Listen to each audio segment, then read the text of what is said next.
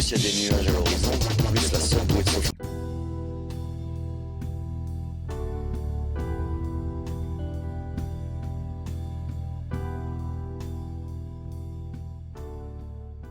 Just coming down to the River Crouch to get some shellfish for me breakfast. I ain't going to cook them on the beach because it's freezing. I don't want to be out here for any longer than I have to be. I'm going to be down here as quick as possible. Let's crack on. Oh no, it looks like there's a kayak or something down there washed up. Let's check that out. Well, it's not a kayak. Oh, it's an armchair. Yeah, look at that for a bit of coastal foraging.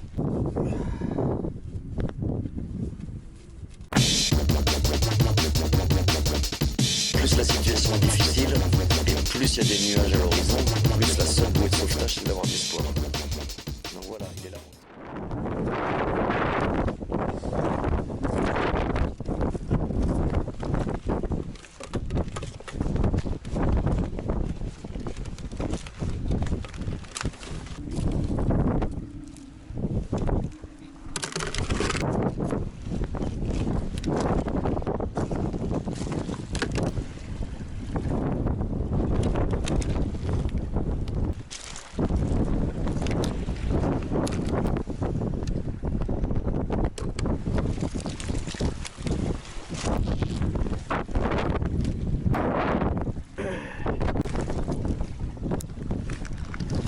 I don't want to inflict you viewers with a close-up of my face, but the wind is really bad, and sometimes when I speak on these videos and it's windy, you can't hear what I'm saying.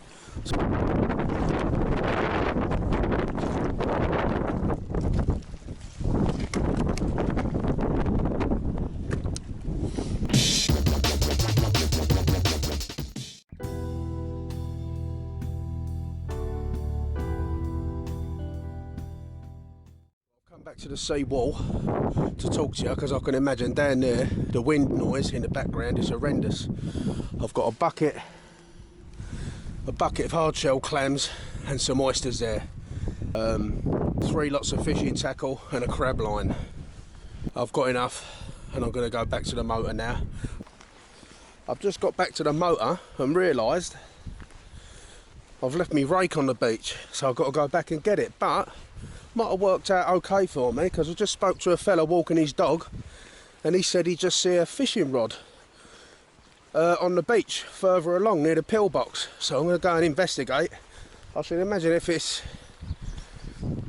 just lying there on the sea wall, it's probably bashed up, but I'll go and investigate anyway.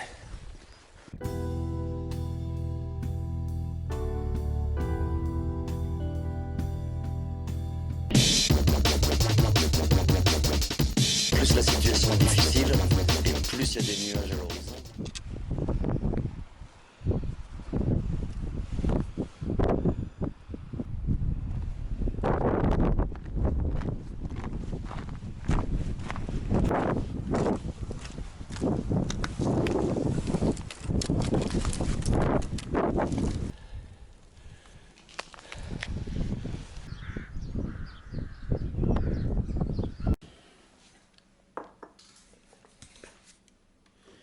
Right, I'm back from the beach.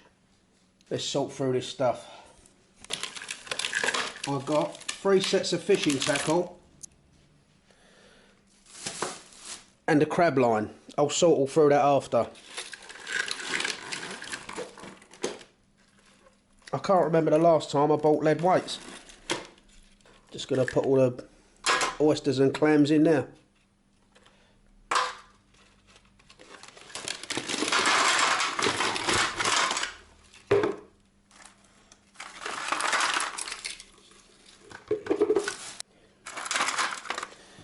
That's not a bad haul of hard shell clams. And what have I got there? 5 oysters, 5 small oysters. Look at that. Through that hole, and that's what I've got. 4 lead weights. One of them's a proper homemade job with looks like a bit of rolled over coat hanger for an eye. But the others, you pay a few quid for them. and I've taken all that crap out of the environment. I'm going to wash these in the bathroom because my wife's busy in the kitchen, so let's get these a proper wash.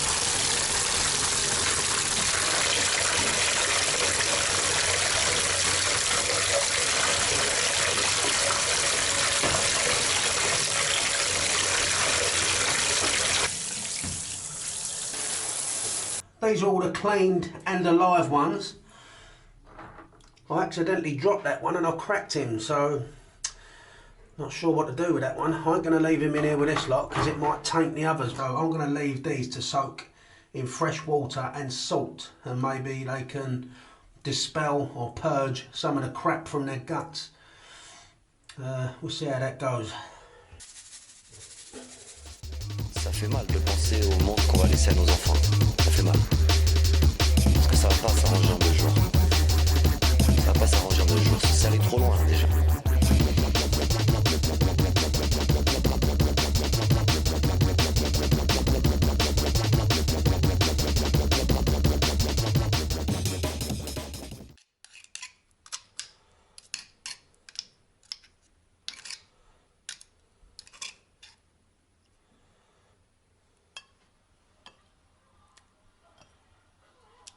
I've got some olive oil in a pan and I've put a knob of butter in now. I've added some pancetta. I'm going to let that fry off.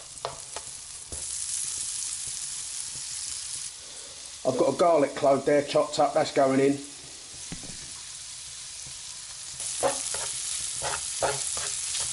I've taken the pancetta and the garlic off out of the fryer because I don't want it to burn. I'm going to add that back later. Then add your beaten egg. I don't know if this is how you're meant to do it, but I don't care. It will taste nice. I'm going to put the bacon back in there after as well. Salt, pepper. It's looking rather nice. See how that goes. I've just flipped the omelette and turned it on the other side, and yeah, it's cooking nicely. I just want to crisp all the little bits of pancetta up and make sure the oysters and clams are cooked. So as you can see, it's all nicely cooked. The oysters there, the pancetta, and there's a few hard shell clams in there as well. I'm going to turn that over. That's going to be me breakfast. It's not easy holding a camera and eating at the same time. I've got to get a better setup than this, but that's the inside. There's one of the hard shell clams. Bit of grit in there straight away. Oh, what was that? Oh look, it's a pearl. I've got a pearl out of a hard shell clam. Busy making pearls, that one. I mean, I know people balk at the idea of cooking oysters, but the waters where I get these from are grade B waters. They're not clean enough for you to eat them raw, which is a shame, but it's just the way it is. Is there something on the lens there? That's better. It's a shame that you can't eat them raw, straight out the river. I'd love to eat them raw, but I can't. And so I have to cook them where they come from. You just have to, from a grade B water. If you know they're from pristine waters and you can eat them straight out of waters, in this country there's a grading. You've got A, B and C. A is totally clean, you can eat them raw, straight out to C. B, they need to be cooked, and C, don't even go there. But the oysters have got so much flavour. They've got so much more flavour than the hard shell clams. But altogether in an omelette, it is really nice, I must say. Shall I take them off? Don't need them, because I'll finish cooking.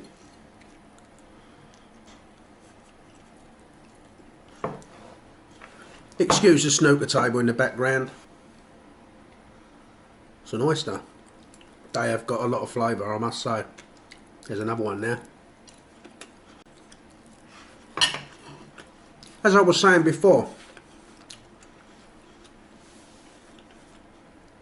about shellfish from grade B waters, they have to be cooked. But so long as you cook the core of the product at 90 degrees centigrade for 90 seconds, that should kill any bacteria or anything unfriendly that might give you a stomach upset. That should kill that off. I'm not promising you, and I'm not telling you to go down there, gather this stuff and cook it, because you could end up with a bad guts ache if you don't do it properly. The last oyster there, that was alive about half an hour ago. Super tasty. Right, for these bad boys, I'm boiling up a pan of water. I'm only going to boil them until the shells pop open, then I'm going to take them out. And I've actually got a willing helper. Hi, I'm eating. Do you want to film this? Yeah, why not? Right, keep it focused on that. Don't get too close though, because of the steam. Right, so the water's boiling, and I'm going to put these hard shell clams in now. I only want them to open up. I don't want them to cook forever, because I'm going to fry them. I've got that one chilling in the fridge that is probably still alive, that I broke about half hour ago, so that's going in there. Yeah, that one just popped. Yeah, they're popping. Gonna wait for all of them to have popped, and then I'm gonna take them out the shells and do something else with them.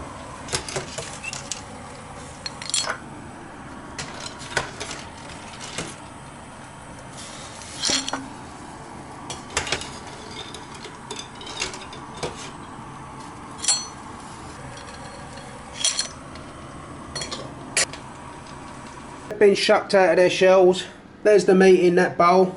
Not tons, I grant you. So really I only boiled them for really quickly, just for a couple of minutes, just so that the shells opened up, because I don't want them too tough.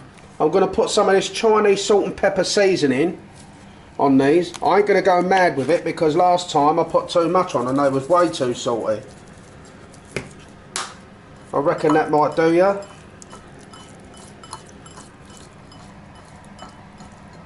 In the egg wash, in the panko. Sweet. Let's put them all in the egg wash.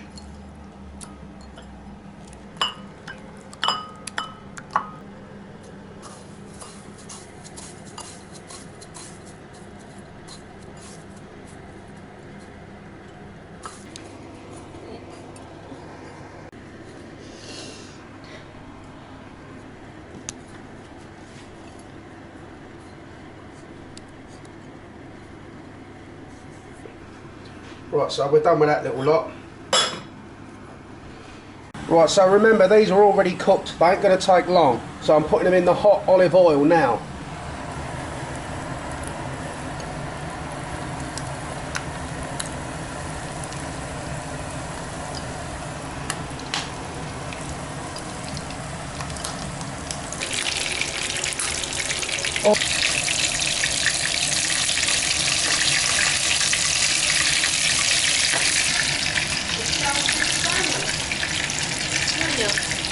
Just be a little starter for me and you, Max. I'm so loving it.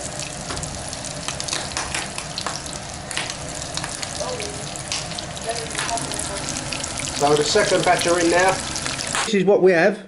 This is just a little appetizer. And yeah, a little bit of mayonnaise, a little bit of garlic and chilli sauce there. They're handsome, they really are.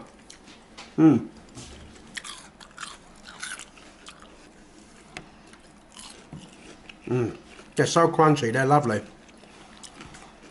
That's my favourite way to do them. They haven't got a lot of flavour on their own. The oysters have, but these hard-shelled clams, they haven't got a lot of flavour on their own. So they need a little bit of coating, or they need to be put in a chowder or something like that, but that's a nice little appetizer. Look at them.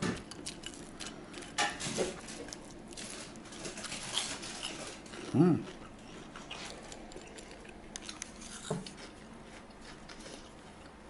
10 out of 10 from me. 10 out of 10 from Max. That's a winner. I'm going to do more with them. I'm going to cook them in the future exactly like that. The oysters, You can do more stuff with the oysters, they taste nice on their own.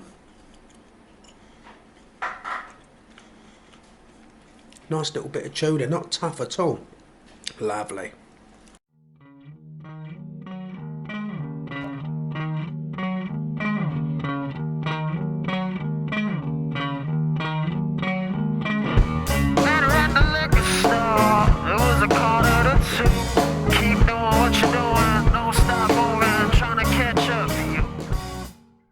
Show you that little church on the hill. I always drive past that and wonder how you get up to it.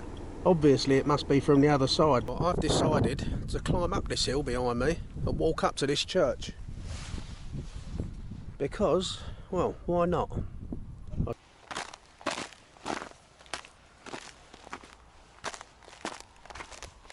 You know what, it's probably best that I do it now, because I bet this was really muddy. It's all frozen now.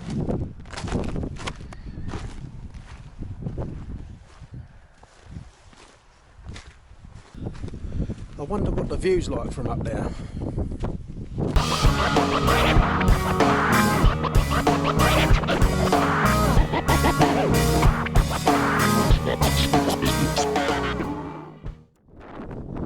I drive past this church on this hill fairly frequently. I've always wondered how you get up there, and I'm assuming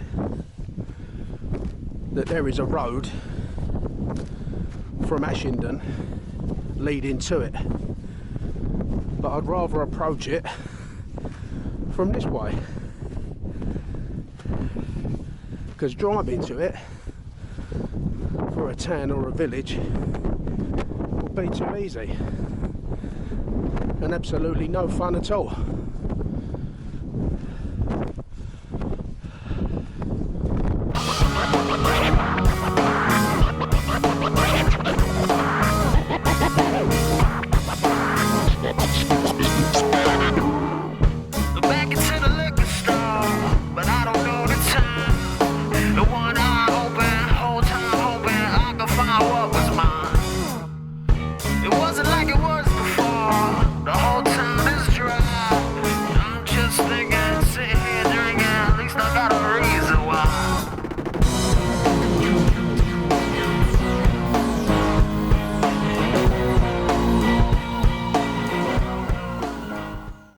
Wow, look at that view, lovely.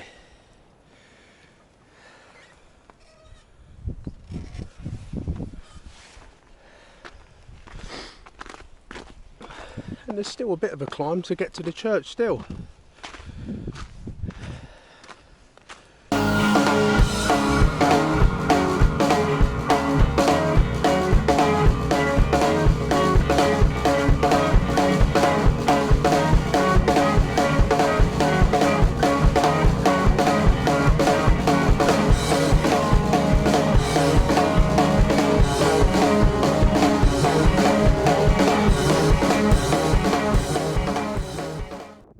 Of Essendon was fought in the Essex countryside on the 18th of October 1016.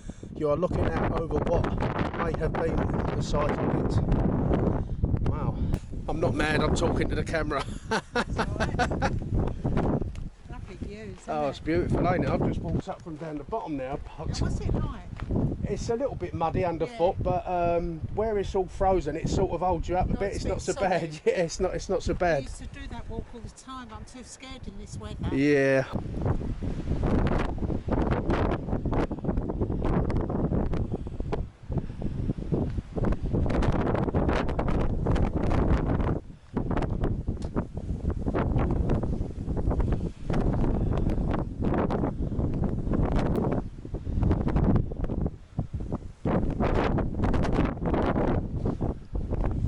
So because I come in from the back way, I haven't been past a sign that tells me what this is called.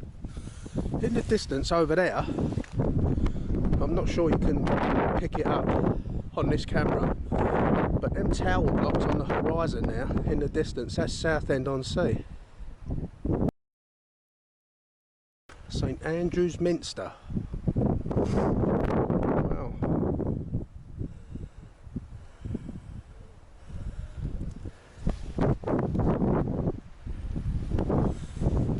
beautiful building. I should be showing you it instead of my ugly mug, shouldn't I?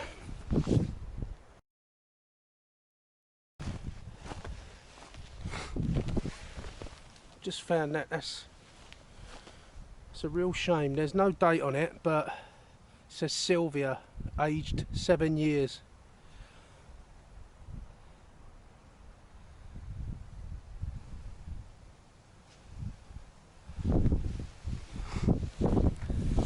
Sad.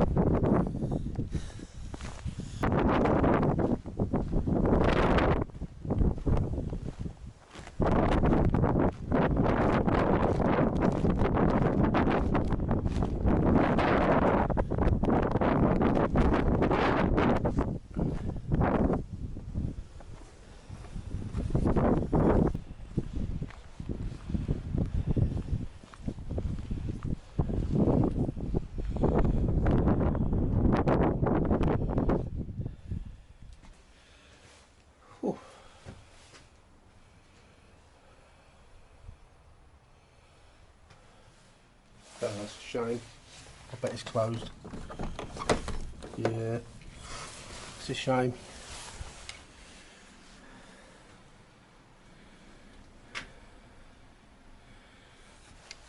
£18.97, surely that can't be right. I'm going to come back here and have a look at the inside of this one time. This pandemic rubbish is over. Plus la situation est difficile, et plus il y a des nuages à l'horizon, plus la seule bouée de sauvetage c'est d'avoir de l'espoir. Donc voilà, il est là mon espoir. Je vais pas te dire que tout va aller bien dans 10 ans, c'est pas vrai. Là, ce qu'il faut que tout le monde soit conscient, c'est que... I just think that's worth recording for posterity. That may never happen again, or it might not happen again for a few years. Just look at that, look.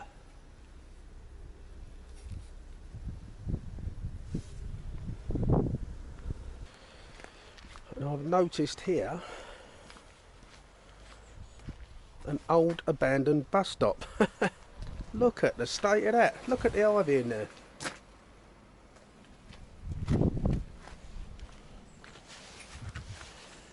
That's amazing. NW was here. 97? Look at this place. Look at the bench. Someone's been drinking some Polish beer down there.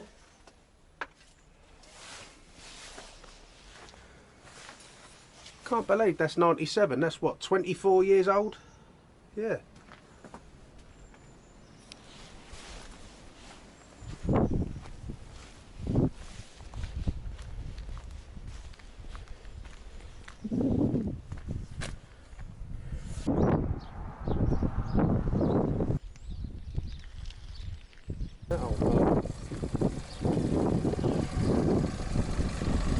Morning. I enjoy your videos. Oh, right, cheers, thank you. I enjoy your videos. Recognition again.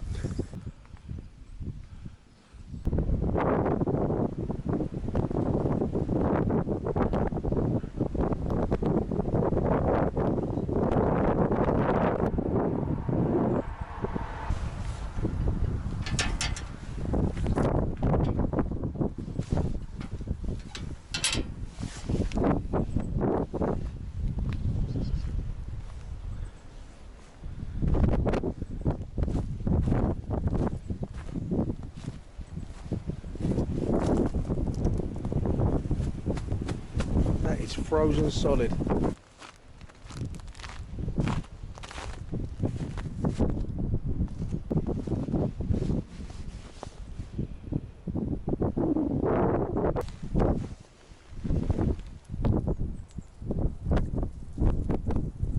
Rest in peace, Claude V. Gunn. What a basic memorial to the man's life.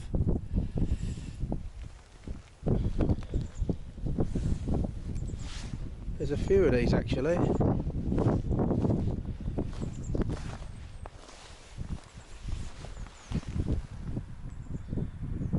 Sydney James Leggett and Eileen Patricia Leggett.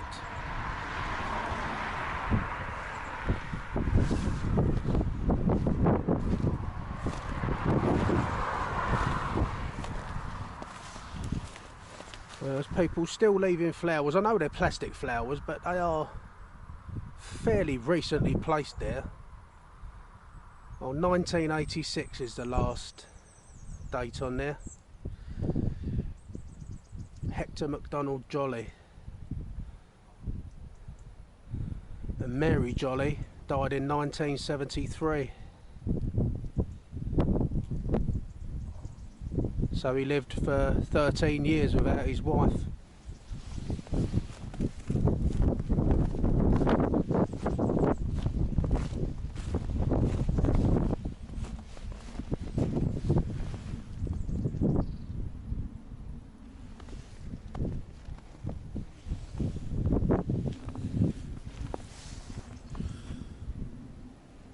Even though they're sad cemeteries, when you read the messages and the gravestones, there's something peaceful and serene about a cemetery. I'm not a religious man, but I do like old buildings, especially churches,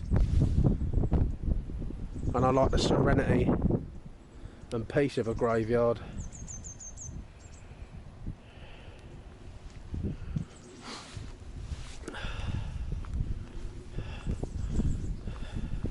I wonder if it's open. No, it's locked, as I would have assumed. Lovely old door though, look at that.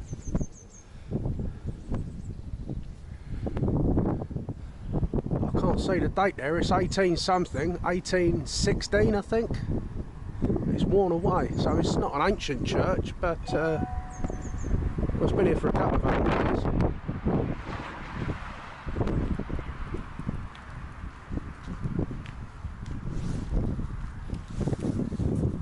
Worth a look, wasn't it, on the way out of the village, out of town I was going to say.